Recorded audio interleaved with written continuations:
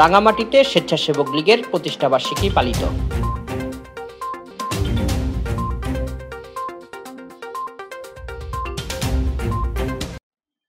বাংলাদেশ আওয়ামী স্বেচ্ছাসেবক লীগের ৩০তম প্রতিষ্ঠাবার্ষিকী উপলক্ষে রাঙামাটিতে আলোচনা সভা, দোয়া মাহফিল ও গরিব দুস্থদের মাঝে খাবার বিতরণের আয়োজন করা হয়েছে।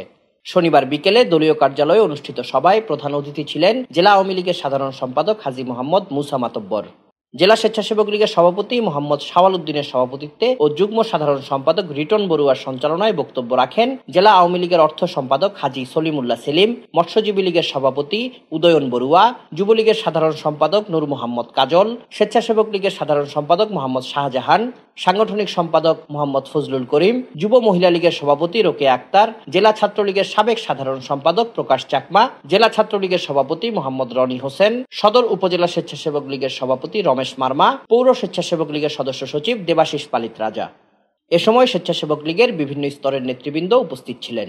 আলোচনা সভার আগে জাতীয় ও দলীয় পতাকা উত্তোলন এবং জাতির পিতা বঙ্গবন্ধু শেখ মুজিবুর রহমান সহ জাতীয় 4 নেতার প্রতিকৃতিতে শ্রদ্ধা নিবেদন করা হয়। সভা শেষে কোটা আন্দোলনকে সামনে রেখে বিএনপি জামায়াতের হামলায় নিহতদের স্মরণে দোয়া মাহফিল অনুষ্ঠিত হয়।